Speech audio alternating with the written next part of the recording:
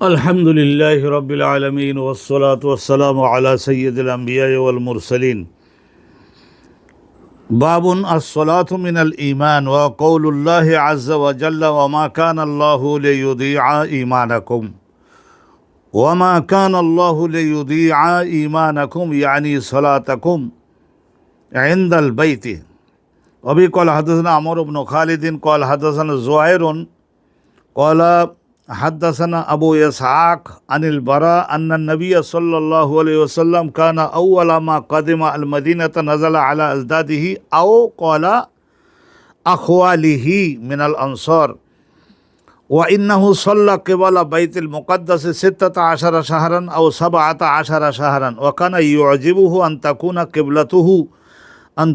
قبلته قبل البيت وأنه صلى الله عليه وسلم صلى أول صلاة صلاها صلاة العصر وصلى معه قوم فخرج رجل ممن صلى معه فمر على أهل مسجد وهم راكعون إلى آخر الحديث.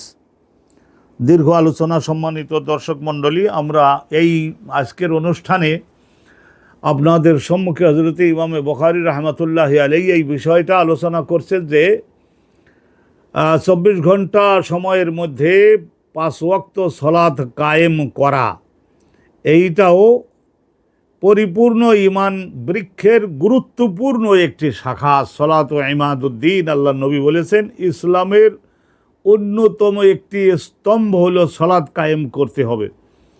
সলাত কায়েম করতে হবে। আল্লাহ রাব্বুল আলামিন কোরআন শরীফে অসাধারণ গুরুত্ব দিয়ে এই বিষয়কে আলোচনা করেছেন, একামতে সলাতের বিষয়ে। মুরজিয়া নামক একটা ফেরকা বলেছে যে 1000 ওয়াক্ত নামাজ ছেড়ে দিলেও জাহান্নামে যাওয়া লাগবে না, আবার 1000 ওয়াক্ত নামাজ পড়লেও ওইভাবে সেই ধরনের কোনো পুরস্কারও নাই। তারা আমলকে গুরুত্বহীন বানিয়ে দিয়েছে। তাদের খণ্ডনের জন্য হযরতে ইমাম বুখারী রাহমাতুল্লাহি আলাইহি এই বাবটাকে রচনা করেছেন, বাবটাকে তিনি প্রতিষ্ঠিত করেছেন। এই গেল একটা জিনিস। আর একটা বিষয় আপনাদের সম্মুখে একটু বলে নিচ্ছি। আমরা ইতিপূর্বে আজকের এই বাবের পূর্বে আসসালাত বাবুস সালাত মিনাল ইমান, এর আগে দেখেন ইসলামের প্রত্যেকটা বিধান বাস্তবায়ন করা মানব জাতির জন্য কষ্টসাধ্য না, অসম্ভব না, সহজ।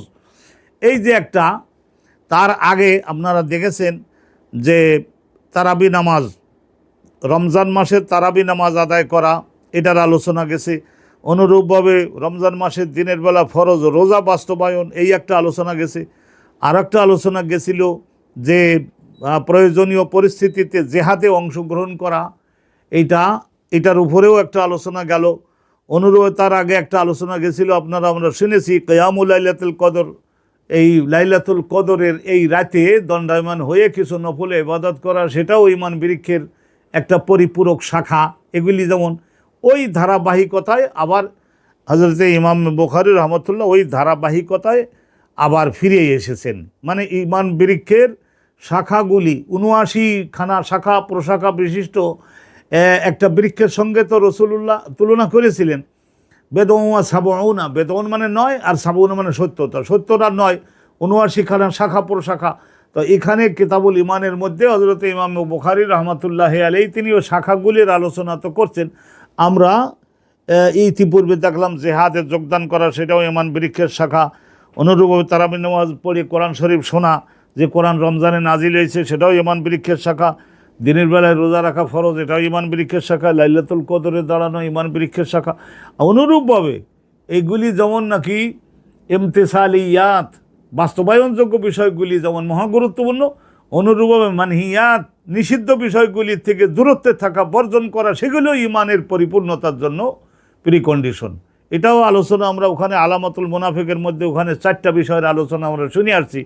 আলহামদুলিল্লাহ আজকের এখানে আলোচনা শুনুন যে সলাত আদায় করা ইমান বৃক্ষ এর শাখাসমূহের আলোচনা করছেন হযরত ইমাম বুখারী রাহমাতুল্লাহি আলাইহি।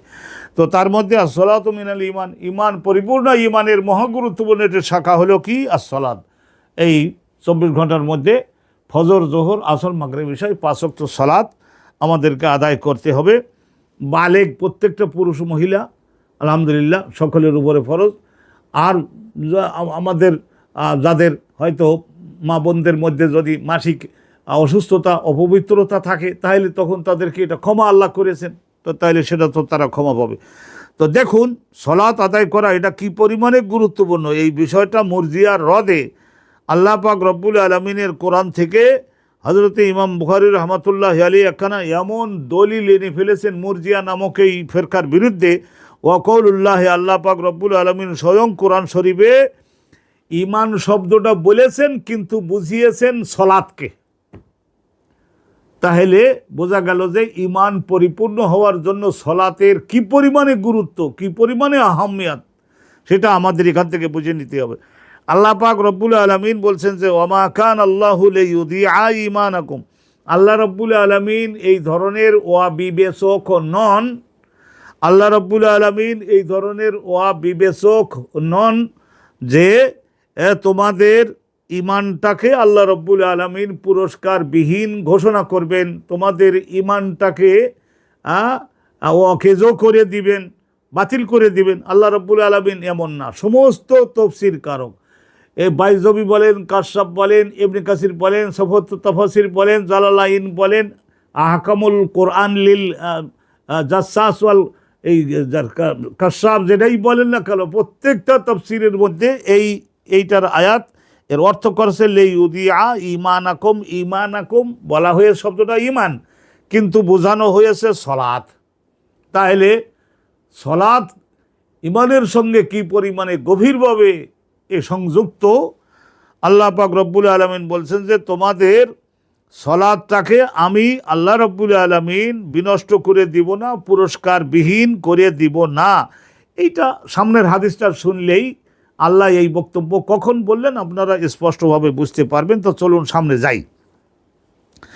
কোন সলাত ইনদাল বাইতে, ইনদাল বাইতে, যে সলাত তোমরা আদায় করেছো ইনদাল বাইতে, এই বাইতুল মুকাদ্দাস, এখানে সংক্ষেপে যদিও বলা হয় বাইতুল মুকাদ্দাস এর দিকে মুখ দিয়ে দাঁড়িয়ে। আল্লাহ নবী যখন মদিনা মুনাওয়ারায় গেলেন তখন সেখানে দেখলেন যে সমস্ত ইহুদি কাবাইলুল ইহুদি কবিলাগুলি, যেমন সেখানে ইহুদিদের একটা কবিলা ছিল বনু কাইনুকা, আর একটা ছিল কোরাইজা, আর একটা ছিল নাদির বা নোদায়ের, অনুরূপ একটা ছিল আসলাম, আর একটা ছিল আশজা, আর একটা ছিল জোহাইনা, আর একটা ছিল মোজাইনা। অনেক গোত্র, তাদেরকে দেখলে যে তারা বাইতুল মুকাদ্দাস এর দিকে মুখ দিয়ে, উত্তর দিকে, মদিনার উত্তর দিকে মুখ দিয়ে দাঁড়িয়ে তারা দৈহিক ইবাদত যেগুলি করে তা ওই দিকে মুখ দিয়ে দাঁড়িয়ে করে।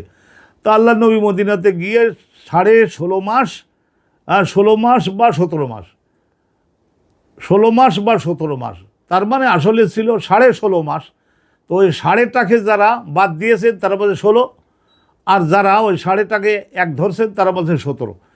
আল্লাহ নবী এবং সাহাবাগণ এইটা ওই বাইতুল মুকাদ্দাসের দিকে উত্তর দিকে মুখ দিয়ে দাঁড়িয়ে সলাত আদায় করেছিলেন। পরবর্তীতে এই 16.5 মাস 17 মাস বিগত এবং অতিবাহিত হওয়ার পরে এই ঘটনাটা আমরা হাদিসের মধ্যে আছে, আমরা ইবারত পড়লেই এবং অনুবাদ শুনলেই জানতে পারবো যে আল্লাহ পাক রব্বুল আলামিন তখন নির্দেশ দিলেন রাসূলকে যে কাদ নারা তাকাল্লুবা ওয়াজহিকা ফিস সামা ফালানুওয়াল্লিয়ান্নাকা কিবলাতান তারদাহা, কাবা ঘরের, এই মক্কা শরীফের কাবা ঘরের দিকে মুখ দিয়ে দাঁড়িয়ে নামাজ পড়বার জন্য আল্লাহ পাক রব্বুল আলামিন নবীকে নির্দেশ প্রদান করলেন।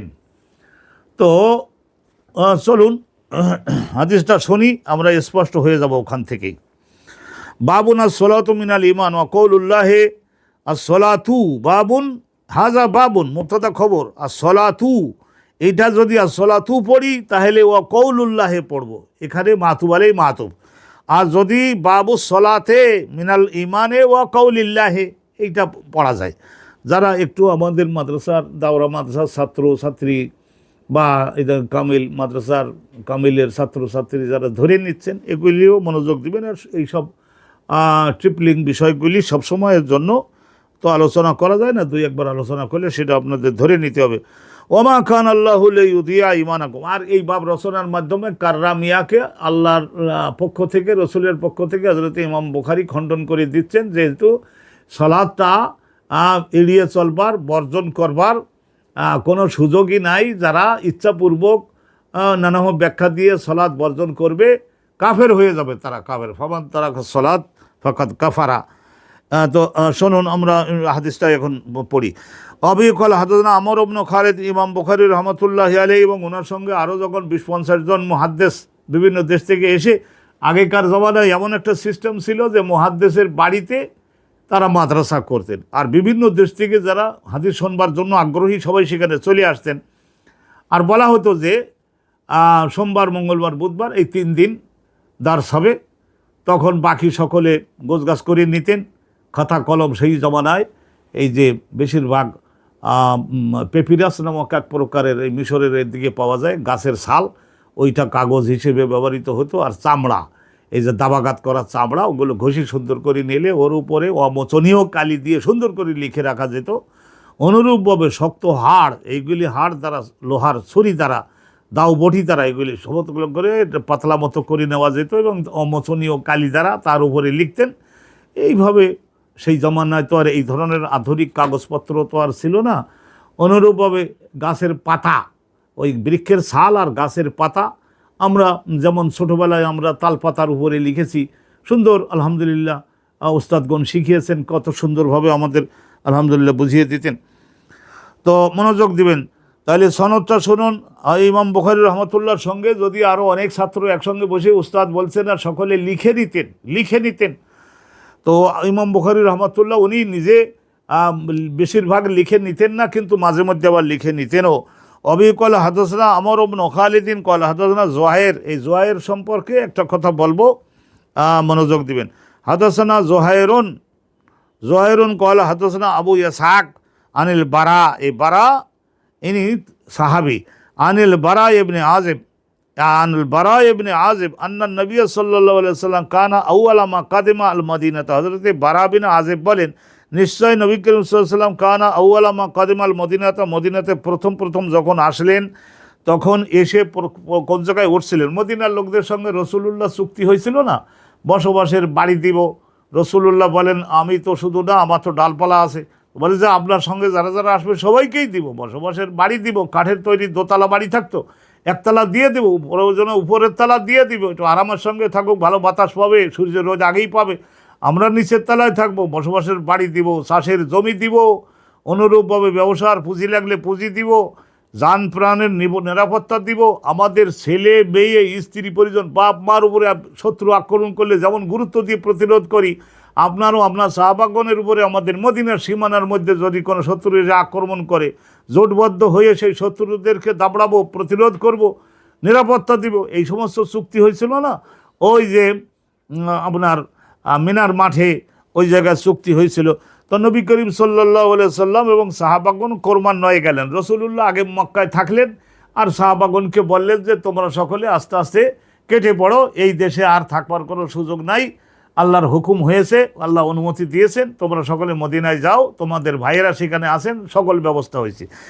তো রাসূলুল্লাহ শেষে আসলেন এই জন্য আসলেন, যেহেতু রাসূলুল্লাহ আসেন, মক্কার লোকেরা দেখলে তখন বোঝে আর মোহাম্মদের সঙ্গী সাথীরা সবাই আছে, কারণ মোহাম্মদের থুয়ে মদিনায় অন্য দেশে চলে যাবে এটা মনে করা যায় না, কারণ জানের চাইতেও বেশি মায়া করে মোহাম্মদের সঙ্গীরা মোহাম্মদ সাল্লাল্লাহু আলাইহি সাল্লামকে।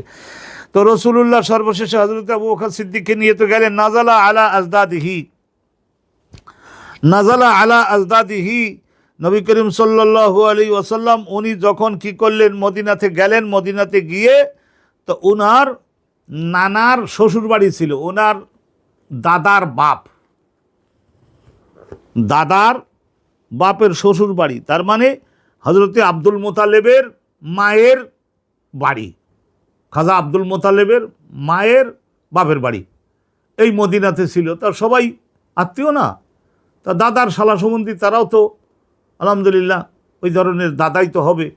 তো তাদের এখানে বলছেন যে আলা আজদাদিহি, ওই মায়ের দিক থেকে দাদার দিক থেকে নবী করিম সাল্লাল্লাহু আলাইহি ওয়াসাল্লাম নবী করিম সাল্লাল্লাহু আলাইহি ওয়াসাল্লাম সেখানে মদিনাতে গমন করে তাদের ওখানে বনুন নাজ্জার তারা ছিল। নাজ্জার শব্দের অর্থ হলো কাঠমিস্ত্রির। একসময় তারা কাজ করতেন, দরজা জানালা বানানো। ওই বিগত জমানায় একজনেরা করেছে, তো সেই হিসেবে নামে গেলেন নাজ্জার। আর এক হলো বলা হয়েছে তুজ্জার। তা তুজ্জার মানে তাজের মানে ব্যবসায়ী, তারা ব্যবসা বাণিজ্য করতেন। মদিনার লোকরাও ব্যবসা বাণিজ্য করতেন, তবে মদিনার লোকরা মক্কার লোকদের মতো অত ব্যবসা করতেন না, কারণ তারা কৃষিও করতেন। এগ্রিকালচারাল ল্যান্ড, এইটা কৃষিযোগ্য মাটি, মদিনার মাটি। তো অর্থাৎ এই জায়গায় আলহামদুলিল্লাহ প্রচুর পরিমাণে লক্ষ লক্ষ খেজুর গাছ হয়, লক্ষ লক্ষ খেজুর গাছ। আর খেজুর তো এক প্রকারের না, এটা একেবারে 20-40 পদের খেজুর আল্লাহ দিতেন। আর এই সমস্ত জায়গায় মিষ্টি কুমড়া, সিম, এমনকি সিম, তারপরে আমাদের দেশে যে সমস্ত মূলা, লাউ, অনুরূপভাবে ডাঁটা শাক, বিভিন্ন ধরনের শাকসবজি। সেই জমানায় হয়তো ওহদ পাহাড়ের ওই পাশে প্রচুর একটা পানির খাল ছিল, আমরা নিজেরাও কিছুটা দেখছি। পানি জমতো, বৃষ্টিপাত দিতেন, তো মানুষেরা কৃষি টিষি করতো। তো অতএব নবী করিম সাল্লাল্লাহু আলাইহি ওয়াসাল্লাম এর নানা বাড়ি, ওনার দাদার শ্বশুর বাড়ি, তারা এইভাবে ব্যবসা বাণিজ্যও করতেন। সেই হিসেবে তাজেরনের বহু বচন তুজ্জার, এটাও নাজ্জার, কাঠমিস্ত্রিও তারা ছিলেন। নাজালা আলা আজদাদিহি আও কয়লা আখওয়ালিহি। তো এখানে এই আও কয়লা, এখানে ওই জোহায়ের, আবু ইসহাক, ইনারা দুজনের মধ্য থেকে একজন আজদাদিহি বলেছেন অথবা আখওয়ালিহি বলে। খালুন মানে মামু, তাহলে যারাই নানা তারাই মামু, যারাই দাদা তারাই চাচা। অতএব তার ছেলেদের উপরের দিক দিয়ে ধরলে দাদা নানা, আর নিচের দিক দিয়ে ধরলে তাহলে দেখা যায় চাচা এবং মামু। এটা আনসার। তো অতএব তাদের মধ্যে তারা মূর্তি পূজক ছিলেন, প্রচার হয় নাই, মূর্তি পূজা করতেন। তো যখনই তারা জানতে পারলেন যে আমাদের আলহামদুলিল্লাহ আমাদের মক্কার আমাদের ভাগিনে নবী হইছেন, রসুল হইছেন, নিশ্চয়ই একটা বিরাট সংবাদ। তো সকলে ঝাঁপিয়ে পড়লেন, ইসলাম কবুল করলেন। আর আকাবা শব্দের অর্থ হলো দুইটা পাহাড়ের মাঝখান দিয়ে খুবই সংকীর্ণ কনজাস্টেড একটা রোড, যেটা কনজাস্টেড একটু সংকীর্ণ হয় এই রাস্তা। ওই রাস্তা থেকে নামলেই বর্তমানে আপনারা যারা মক্কা মুকাররমায় গেছেন তারা জাবালে নূরের ওখান থেকে আসলে ওই কনজাস্টেড দুই পাহাড়ের মাঝখানের একটু উঁচু নিচু দুর্গম পথটা পাউড়ি দিয়ে আসলেই উনি মিনার মাঠের ওখানে এখন একটা মসজিদ হয়েছে। ওই মসজিদের ওই বরাবর একটা জায়গায় রসুলুল্লাহর সঙ্গে মদিনার থেকে যারা হজ করতে আসছিলেন তাদের সকলের কি হয়েছিল, গভীর রাতে মিটিং হয়েছিল এবং তারা ইসলাম কবুল করছিলেন। 3 বছরে মিটিং হয়েছিল। এই প্রথম মিটিং হয়েছিল, এখানে ইসলাম কবুল করছিলেন 2 জন, আবুল আয়াজ আর আবুল হুর, এই 2 জন। আর পরবর্তীবারে 12 জন। এই 2 জনের প্রচারে পরের বারে 12 জন আসলেন, 12 জন ওবাদা বিন সামেদ সহ 12 জন ইসলাম কবুল করলেন। রসুলুল্লাহ তাদেরকে বানাইছিলেন নকিব বলতে প্রথমে যারা গিয়ে এই একটা জীবনযাপনের উপায় তৈরি করে, নকিব। তারপরে তৃতীয়বারে আসলেন, ইসলাম কবুল করলেন 2 জন মহিলা আর সহ 72 জন, এবং তাদের সকলের সঙ্গে চুক্তি হয়েছিল। ওই চুক্তির ভিত্তিতে আল্লাহ নির্দেশ দিলেন যে হিজরত করো, ইবাদত করা যায় নির্বিঘ্নে এমন দেশে তোমরা চলে যাও, কারণ আল্লাহ মানবকে সৃষ্টি করেছেন ইবাদতের জন্য। যেখানে ইবাদত করা যাচ্ছে না সেখানে সময় নষ্ট করে দরকার নাই। তো নবী করিম সাল্লাল্লাহু আলাইহি ওয়াসাল্লাম হিজরত করলেন হযরত আবু বকর সিদ্দিকের সঙ্গে নিয়ে। নবী পাকের ওই যে নানা বাড়িতে বংশের মধ্যে গিয়ে উঠলেন, বা খালু মামা বাড়ি মিনাল আনসার। ওয়াইন্নাহু সাল্লাহ, নবী করিম সাল্লাল্লাহু আলাইহি ওয়াসাল্লাম মদিনাতে গিয়ে নামাজ আদায় করতেন কেবালা বাইতুল মুকাদ্দাস। এখানে ওই যে ইনদাল বাইতে মানে ইনদা বাইতুল মুকাদ্দাস, বাইতুল মুকাদ্দাসের দিকে মুখ দিয়ে দাঁড়িয়ে রসুলুল্লাহ কৌশল হিসেবে, যেহেতু এই দেশের লোকেরা ইহুদিরা সবাই নামাজ আদায় করছে উত্তর দিকে মুখ দিয়ে দাঁড়িয়ে, তো অর্থাৎ আমরাও ওই ইহুদিদের সঙ্গে দেখি একটু ঐক্য করে তাদেরকে টেনে আনা যায় কিনা, এই কৌশল হিসেবে নবী পাক সাল্লাল্লাহু আলাইহি ওয়াসাল্লাম করেছিলেন সল্লা কেবালা বাইতুল মুকাদ্দাস। বাইতুল মুকাদ্দাসের দিকে মানে উত্তর দিকে মুখ দিয়ে দাঁড়িয়ে, মক্কা পড়ে যেত তখন পিঠের দিকে। তো অতএব রসুল্লাহ নামাজ আদায় করেছিলেন 17 শাহরান 16 মাস, 17 শাহরান 16 মাস, আও 17 শাহরান বা 17 মাস। ওই যারা ওই অর্ধেক ছিল যে তারা 16.5 মাস, এই সাড়েটাকে যারা ধরেন নাই তারা বলে 16, আর সাড়েটাকে যারা ওই 6 মাসটাকে যারা গণনায় ধরেছেন তারা বলছেন যে 17। তো ওখানে ইউজিবুহু, নবী করিম সাল্লাল্লাহু আলাইহি সাল্লাম সালাত আদায় করলেন। এই দেখা দেখি ইহুদিদের মধ্য থেকে প্রায় 40-45 জন ইসলাম কবুল করলেন, কারণ তারা ওই তৌরাত কিতাবের মধ্যে পড়েছিলেন যে আখিরি জামানার নবীর আবির্ভাব, যার আবির্ভাব হবে তিনি 2 কেবলার দিকে, তিনি আর তার সঙ্গী সাথীরা 2 কেবলার দিকে সালাত আদায় করবেন। তো অতএব তারা প্রথমে বাইতুল মুকাদ্দাসের দিকে সালাত আদায় করলেন, আবার পরবর্তীতে রসুলুল্লাহর হৃদয়ের একটা আশা ও আকাঙ্ক্ষা ছিল যে মক্কা শহরের এই আমার পূর্বপুরুষ ইব্রাহিম পয়গম্বর আর আমার বাপ ইসমাইল, এই 2 জন কষ্ট করে কাবাঘরটাকে পুনঃপ্রতিষ্ঠিত, নূহ নবীর আমলে তো এটা ছিল, কিন্তু বন্যার পানিতে সমস্ত পাথর টাথর ভেঙে এরম আধুনিক ভাবে তো আর তৈরি ছিল না। তো বন্যার পানিতে 1000 বছর যাওয়ার কারণে ঘরগুলো ভেঙে গেছিল। তো অতএব কিন্তু আবার পাথর বালু সরাইয়ে ইব্রাহিম নবীর সেই ফাউন্ডেশন যেটা, সেইটা বের করে তার উপর থেকে হযরত ইব্রাহিম নবী গেথে তুলেছিলেন। ওয়াইজ ইয়ারফাউ ইব্রাহিমুল কাওয়াইদা, কায়দা, এই যে আল কায়দা বললো না, আল কায়দা মানে ইব্রাহিম পয়গম্বরের ওই ফাউন্ডেশনের ওখানকার মাটির নিচের পাথরগুলা খুঁজে বের করা গেল, এবং ওই জায়গায় আলহামদুলিল্লাহ ওয়াকানা ইউজিবুহু, রাসূলুল্লাহ সাল্লাল্লাহু আলাইহি সাল্লামের কাছে খুবই হৃদয়ে গ্রাহী ছিল, পছন্দনীয় ছিল আন তাকুনা কিবলাতুহু, রাসূলুল্লাহর কিবলাটা যদি হতো কেবলাল বাইতে, এই বাইতুল্লাহ মানে মক্কার কাবা ঘরের ওইটাকে যদি আল্লাহ কেবলা বানাইয়ে দিতেন। কিন্তু রাসূলুল্লাহ আল্লাহর ব্যাপারে এত মহাব্বত রাখতেন, এত আদব রাখতেন যে এই দাবিটা মুখ ফুটিয়ে আল্লাহর কাছে বলবেন যে সেই সাহস নাই। আল্লাহ বলতে পারেন বেশি বোঝো এরকম যদি বলে ফেলেন, তো সেই ভয়তে পড়ে নবী করিম সাল্লাল্লাহু আলাইহি সাল্লাম পছন্দ করতেন দিলে, কিন্তু মুখে কিছু বলতেন না। কিন্তু রাসূলুল্লাহর এই যে অভ্যাস হয়ে যেত, আমি যে দিলের মধ্যে পছন্দ করি সেইটা তো আমার আল্লাহ জেনে গেছেন, দেখি আল্লাহ আমার দিলের পছন্দটাকে বিবেচনা করে জিবরাইল পাঠাইয়ে যদি আল্লাহ যদি আগেই হুকুমটা দেয় তাহলে সেইটাই আনন্দিত বেশি হব, এইরকম মনে করি। কানা রাসূলুল্লাহ কাসীরাম ইয়ানজুরু ইলা সামাই মুনতাজিরান ইলা কুদুমে জিবরাইল আসতেছে কিনা ওই ওহী সহ, যে মক্কার কাবা ঘরেরটাকে কেবলা বানাই দিলাম আপনারও আপনার উম্মতের জন্য, এই নির্দেশ সম্বলিত হুকুম সহ আল্লাহ জিবরাইলের পাঠায় কিনা। এই জন্যে রাসূলুল্লাহ মাঝে মাঝে ফাঁকা আকাশের দিকে তাকাতেন। সাহাবারা অনেক সময় বলতেন আকাশের দিকে তাকাই কি দেখেন, রাসূলুল্লাহ মুস্কি মুস্কি হাসতেন যে আরে যেটার জন্য তাকাই সেটা তো আমি কাউকে এখন বলবো না। তো এইভাবে নবী করিম সাল্লাল্লাহু আলাইহি ওয়াসাল্লাম, হযরতে নবী করিম সাল্লাল্লাহু আলাইহি ওয়াসাল্লাম তিনি আকাশের দিকে এইভাবে তাকাতেন মাঝে মধ্যে। তো আল্লাহ রাব্বুল আলামিন তাকে এত পছন্দ করেছেন, চিন্তা করে দেখেন, নবী করিম সাল্লাল্লাহু আলাইহি ওয়াসাল্লামকে আল্লাহ রাব্বুল আলামিন এত পছন্দ করেছেন যে আল্লাহ পাক রব্বুল আলামিন রসুল মুখে কিছু বলেন নাই, কিন্তু মনের মধ্যে শুধু বাসনা করেছেন, আশা ও আকাঙ্ক্ষা করেছেন। হ্যাঁ, আশা ও আকাঙ্ক্ষা করেছেন রাসূলুল্লাহ সাল্লাল্লাহু আলাইহি ওয়াসাল্লাম, আর সেইটাকে আল্লাহ রাব্বুল আলামিন বলেছেন যে হে নবী আমার, আপনি যে কেবলায় রাজি, তো ঠিক আছে যান, আমি আল্লাহও ওই কেবলাতেই রাজি। এইভাবে আল্লাহ রাব্বুল আলামিন বলে দিলেন। তো ওয়ান্নাহু সাল্লাল্লাহু আলা সালাতে, নবী করিম সাল্লাল্লাহু আলাইহি সাল্লাম এই কাবার দিকে মুখ দিয়ে দাঁড়িয়ে জিজ্ঞাসা হতে পারে কোন নামাজটা তাইলে আগে রাসূলুল্লাহ আদায় করছিলেন। এখানে হাদিসের ব্যাখ্যার মধ্যে বলা আছে যে নবী করিম সাল্লাল্লাহু আলাইহি ওয়াসাল্লাম তিনি একজন ব্যক্তি ওখানে মারা গেছিলেন, মদিনাতে একজন ব্যক্তি মারা গেছিলেন। তো তার জানাজার নামাজ পড়াবার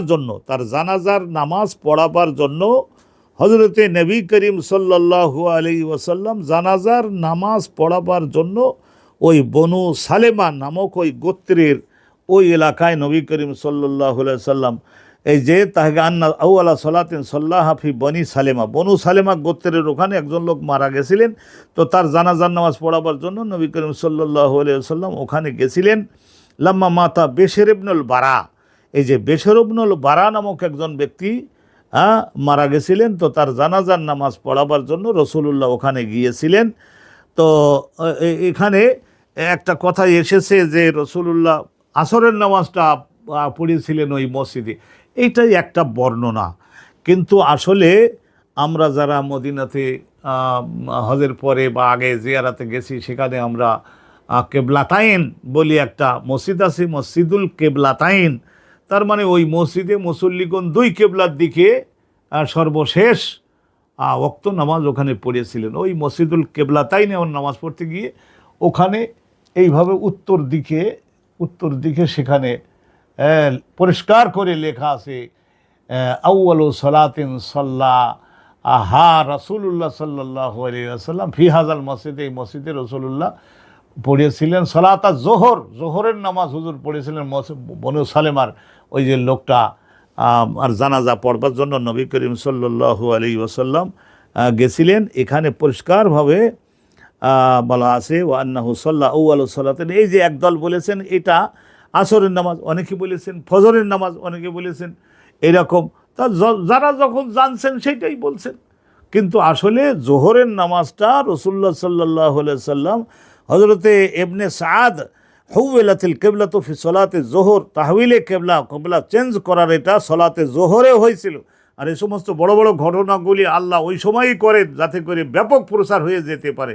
জোহরের নামাজের মধ্যে কিবলা পরিবর্তন হলো, একটা মজার ঘটনা আপনাদের বলি নেই। রাসূলুল্লাহ তো নিশ্চয় উত্তর দিকে মুখ দিয়ে দাঁড়াইছেন, জোহরের নামাজ আদায় করতেছেন। ইতিমধ্যেই হযরতে আবু বকর সিদ্দিক দেখলেন যে 2 রাকাত হয়ে গেল, হওয়ার পরে রাসূলুল্লাহ চুপ করে দাঁড়িয়ে আছেন।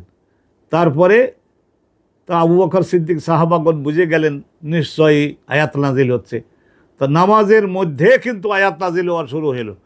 قد نرى تقلب وجهك في السماء فلنولينك قبلة ترضاها فول وجهك شطر المسجد الحرام, এই আয়াত নাজিল হচ্ছে। তো রাসূলুল্লাহ একেবারে যেমন নাকি 10 মণ 20 মণ চাপিয়ে দিলে যেরকম কষ্ট হয় এরকম রাসূলুল্লাহর উপরে নাজিল হলো। হওয়ার পরে রাসূলুল্লাহ এই উত্তর দিকে তো মুখ করে দাঁড়িয়েছিলেন, আস্তে করে রাসূলুল্লাহ ওই হাত বান্ধা অবস্থায় আস্তে করে জামাতের এক পাশ দিয়ে ঘুরে গিয়ে ওই একবারে সর্বশেষ কাতারের মক্কার দিকে মুখ দিয়ে দাঁড়ালেন। তো হযরতে আবু বকর সিদ্দিক রাদিয়াল্লাহু তাআলা আনহু, ওনার উপরে তো আর ওহী নাযিল হওয়ার তো আর ব্যাপার না, উনি অনুসরণ করবেন রসুলুল্লাহকে। আবু বকর সিদ্দিক সঙ্গে সঙ্গে রসুলুল্লাহর সঙ্গে ঘুরতে লাগলেন। হযরত ওমর ঘুরতে লাগলেন, ওসমান ঘুরতে লাগলেন, আলী ঘুরতে লাগলেন। তো হযরত আলীকে বলা হলো, আলী ঘুরলেন কেন? তো বলে ওসমানকে দেখলাম ঘুরলো, আমার চাইতে সিনিয়র। তারপরে ওসমানকে বলা হলো, ওসমান, পরে সাহাবারা জিজ্ঞাসা করলেন ওসমান ঘুরলে কেন? বলে আমার চাইতে সিনিয়র আমার ভাই ওমর ঘুরলো তাই ঘুরলাম। তারপরে ওমর ঘুরলেন কেন? তো বলে আমার সিনিয়র মুরব্বী আবু বকর যখন যাচ্ছে তাহলে সেইটাই সঠিক, আমি আবু বকরকে দেখে ঘুরেছি। এইভাবে সব মসজিদের দার আর নবী, রসুল যেভাবে ঘুরলেন ওই রকম উত্তরের কাতারটা গিয়ে নবীর পেছনে, তারপরে দ্বিতীয় কাতারটা গিয়ে এই কাতারের পরে, এইরকম করতে করতে করতে করতে পুরা মসজিদের সব সাহাবী ঘুরে গেলেন। আর বাকি 2 রাকাত হলো কোন দিকে? মক্কার দিকে। তাহলে মদিনাতে যাওয়ার পরে এই ঘটনা হলো। তাহলে এইখানের থেকে বলা বলি হলো, সাহাবারা বলা বলি করলেন যে এই তো কেবলা তো আল্লাহ পরিবর্তন করে দিলেন, তাই এই কেবলা পরিবর্তন আর এই যে 16.5 মাস বা 17 মাসের মধ্যে 8-10 জন সাহাবা মদিনার মুসলমান ওফাত হয়েছেন, তো তারা তো নামাজ পড়ে গেল বাইতুল মুকাদ্দাসের দিকে ফিরে, তাদের নামাজের উপায় কি হবে? তো ওই জন্য আল্লাহ পাক রব্বুল আলামিন এখানে বললেন যে ওয়ামা কান আল্লাহু লিইউযিআ ঈমানাকুম, আল্লাহ এতটুকু অবিবেচক নন যে তোমাদের সকলের ঈমান, মানে তোমাদের সকলের এই 17 মাসের মধ্যের নামাজগুলিকে পুরস্কার বিহীন করে দিবেন। আল্লাহ তা তো না। যারা মারা গেছে তারাও 16 আনা ইবাদত করেছে, আমার নবীর অনুসরণ তো তারা করেছে। আমার নবী তো তখন বাইতুল মুকাদ্দাসের দিকে মুখ দিয়ে নামাজ আদায় করেছিলেন।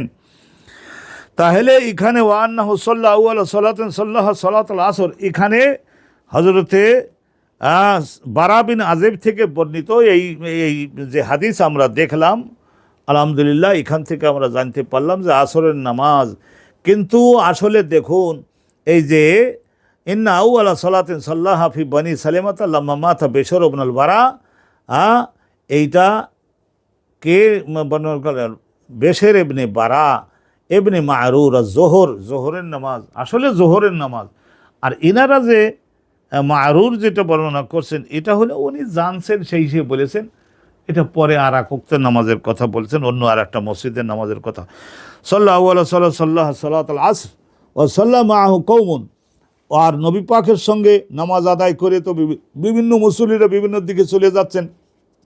ফা খারাজা রাজুলুন, রসুলুল্লাহর পেছনে আসরের নামাজ পড়ে তারপরে আব্বাদ ইবনে নাহিক, আবার অনেকে বলেছে আব্বাদ ইবনে বেশের, তো যাই হোক, একজন ব্যক্তি নামাজ পড়ে তারপরে অন্য মহল্লা, সেখানেও তো একটা মসজিদ আছে, তাদের ওই দিক দিয়ে যাচ্ছিলেন। ফা খারাজা রাজুল মেম্মান সাল্লাহ মাহু, রসুল্লাহর সঙ্গে নামাজ পড়ে যাচ্ছিলেন। ফা মাররা আলা আহলে মসজিদ, অন্য আর একটা মসজিদের পাশ দিয়ে যাচ্ছিলেন। ওহম রাখেউন, তারা অনুরূপভাবে তারাও নামাজ পড়তেছে, দেখলেন ওই উত্তর দিকে মুখ দিয়ে দাঁড়িয়ে।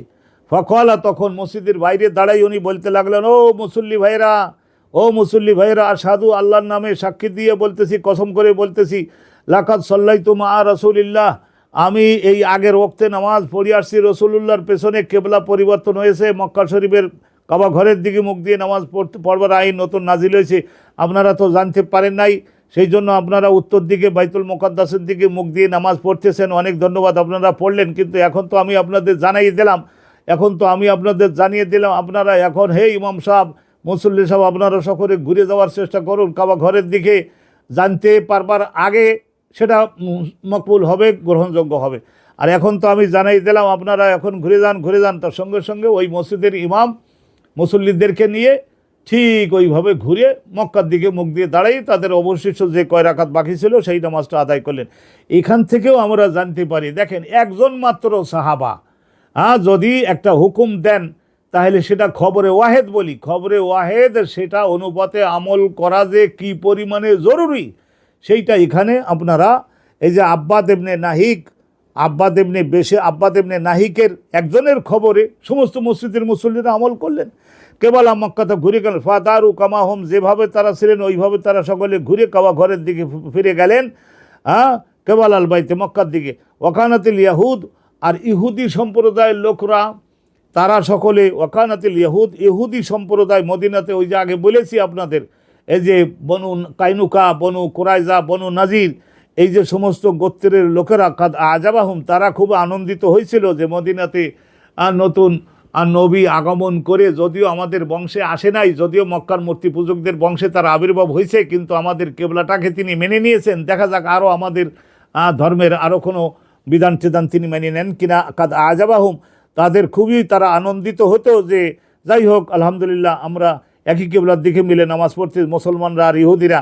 ইজকানা ইউসাল্লি কেবালা বাইতুল মুকাদ্দাসের দিকে ফিরে মুখ দিয়ে নামাজ পড়তেন রসুলুল্লাহ ও মুসলমানগণ যখন, খুব পছন্দ হতো তাদের। ও আহলুল কিতাব, আর আহলুল কিতাব খ্রিস্টানরা, তাদেরও খুবই আনন্দ হলো। এই বাইতুল মুকাদ্দাসের 350 গজ পূবের পাড়ে হলো বেতেলহাম, যেখানে একটা খেজুর বাগানের নিচে, খেজুর গাছের নিচে আম্মাজান মরিয়মের পেট থেকে হযরত ঈসা নবী ভূমিষ্ঠ হয়েছিলেন, ওই জায়গাটাতে বলে বেতেলহাম। তো ওইটাও বাইতুল মুকাদ্দাসের একটু পূবের সাইডে। তো বাইতুল মুকাদ্দাসের দিকে মুখ দিয়ে নামাজ পড়তেছেন, তো সেইটা দেখে এই খ্রিস্টানরাও মোটামুটি আনন্দিত ছিল। আর হজরতে এই মুসা পয়গম্বর, হারুন পয়গম্বর, ইব্রাহিম পয়গম্বর, এই নবী রসুলগণের কর্মক্ষেত্র হলো এই বাইতুল মুকাদ্দাসের আশেপাশের এইটা ভূমি। এখানে আশেপাশে 10,000-এর মতো পয়গম্বর রয়েছেন। তা এখানে এই দিকে যদিও মুসা নবীর কবরটা যে কোনটা, সেইটা এখন ইহুদিদের কাছে, ইসরায়েলের ইহুদিদের কাছে সুস্পষ্টভাবে জানা নাই, সঠিক নাই তাদের কাছে। কিন্তু তারা বলে যে বাইতুল মুকাদ্দাসের খুব কাছাকাছি, স্টোন থ্রো ডিস্ট্যান্স বলে, একটা পাথর নিক্ষেপ করে একজন ব্যক্তি আর কতটুকু দূরে ফেলতে পারে, মনে করেন 250 গ্রামের ওজনের একটা পাথর নিক্ষেপ করে কতটুকু দূরে ফেলতে পারে? বাইতুল মুকাদ্দাসের এতটুকু কাছে হযরতে মুসা নবী, হারুন নবী তাদের কবর রয়েছে। অতএব সেই হিসাবে বাইতুল মুকাদ্দাসের তারা কেন্দ্র বানিয়ে দৈহিক ইবাদত করে। ও আহলুল কিতাব, আহলে কিতাব খ্রিস্টানরা তাদেরটাও বাইতুল মুকাদ্দাসের একটু পূবের সাইডে 300 গজ এরকম। ফালাম্মা ওয়াল্লা ওয়াজহাহু, রাসূলুল্লাহ সাল্লাল্লাহু আলাইহি ওয়াসাল্লাম যখন ফিরিয়ে দিলেন নিজের দেহ, নিজের মুখ, নিজের দেহ কেবালাল বাইতে, মক্কার কাবা ঘরের দিকে, আনকারু যালিকা, তখন ওরা সকলে প্রতিবাদ করলো যে মুহাম্মদ সাল্লাল্লাহু আলাইহি সাল্লাম এখনও দ্বিধাদ্বন্দ্বে আছেন, এখন ওনার কেবলাই এখনও ঠিক করতে পারেননি।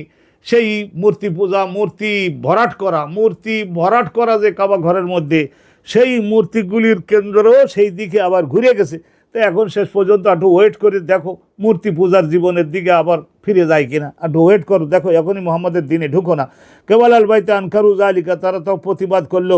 কলা জোহায়রুন, এখানে হযরত ইমাম বুখারী রহমতুল্লাহি আলাইহি উনি একটা তালিক মানে সনদ ছাড়াই বা অর্ধেক সনদ সহ একটা কথা এখানে উল্লেখ করছেন। আর এই সামনের কথাটাও ওই আগের সনদের মধ্যে প্রবেশ করবে। কলা জোহায়রুন হাদ্দাসানা, এই সনদের মধ্যে আগের মধ্যে জোহাইর রয়েছেন। জোহাইরুন কলা হাদ্দাসানা আবু ইসহাক আনিল বারা ফি হাদিসিহি হাজা আন্নাহুমা তা আলাল কেবলা, ওই বাইতুল মুকাদ্দাসের দিকে মুখ দিয়ে নামাজ পড়বার সময়ে কবলা আন্তু হাওয়ালা, এই কেবলা পরিবর্তনের আগে রেজালুন, কিছু সংখ্যক লোকের মৃত্যু হয়েছিল। এই আগে আমি যে বলেছি, ইবনুল হাজার আল আসকালানি সহিহ বুখারীর শরহ কিতাবে লিখছেন প্রায় 10 জনের মতো সাধারণভাবে মৃত্যুবরণ করেছেন। ওয়া কুতিলু, আবার 2-5 জন শহীদও হয়েছিলেন। ফালাম নাদরে মা নাকুলু ফিহিম, তখন মুসলমানগণ দ্বিধাদ্বন্দ্বের মধ্যে পড়ে গেলেন যে যারা এই কেবলা পরিবর্তনের আগে যাদের ইন্তেকাল হয়েছে তাদের নামাজগুলির ব্যাপারে আমরা বাতিল হলেও না সহি হবে, কবুল হবে, কি বলবো, দ্বিধাদ্বন্দ্বে পড়ে গেলাম। ফানজালাল্লাহু, আল্লাহ রাব্বুল আলামিন তখন আমাদের দ্বিধাদ্বন্দ্ব দূর করবার জন্য কোরআনের এই আয়াতটুকু নাজিল করলেন। ওমা কান আল্লাহু লিইউযিআ ঈমানাকুম, আল্লাহ রাব্বুল আলামিন এই ধরনের অবিবেচক না যে আমার নবীর নেতৃত্বের অধীনে থেকে বাইতুল মুকাদ্দাসের দিকে মুখ দিয়ে দাঁড়িয়ে তারপরে তোমরা ইমান বৃক্ষের সবচেয়ে গুরুত্বপূর্ণ শাখা যে সলাতগুলি তোমরা আদায় করেছো সেগুলিকে পুরস্কার বিহীন করে দিবেন। কোশ্চিন কালেও আমি আল্লাহ রাব্বুল আলামিন এই ধরনের অবিবেচক না। তো আলহামদুলিল্লাহ, এই সংক্ষিপ্ত আলোচনাটা আমরা আপনাদের উদ্দেশ্যে করলাম এবং আমরা সকলেই জানতে এবং বুঝতে পারলাম যে সলাত আদায় করা এত গুরুত্বপূর্ণ যে এটাকে আল্লাহ কোরআন শরীফে ঈমান নাম দিয়েছেন ঈমান, কিন্তু অর্থ হবে সলাত। তাহলে চিন্তা করুন, যারা বলছেন যে সলাত পড়লেও চলে না পড়লেও চলে, এই মুরজিয়া টাইপের লোকজন যারা, তাদের সকলের কি বলা যায়, যদি তারা মরার আগে সংশোধন না হয় তাহলে জাহান্নামে যে যেতে হবে সেই বিষয়ে কোনো প্রকার সন্দেহ নাই। আল্লাহ রাব্বুল আলামিন আমাদেরকে সলাতের প্রতি গুরুত্ব দান করবার জন্য আল্লাহ রাব্বুল আলামিন আমাদেরকে নেক তৌফিক নসিব করুন এবং সলাতের মাধ্যমে এত বরকতি রুহানি শক্তি বৃদ্ধি করে দেয়। ইন্নাস সালাতা তানহা আনিল ফাহশাই ওয়াল মুনকার, সলাতের মাধ্যমে আমরা জগৎকেও জয় করব, পরকালকেও জয় করব। আল্লাহ রাব্বুল আলামিন আমাদেরকে রহমত দান করুন। আজকের এ পর্যন্তই। আসসালামু আলাইকুম ওয়া রাহমাতুল্লাহি ওয়া বারাকাতুহু।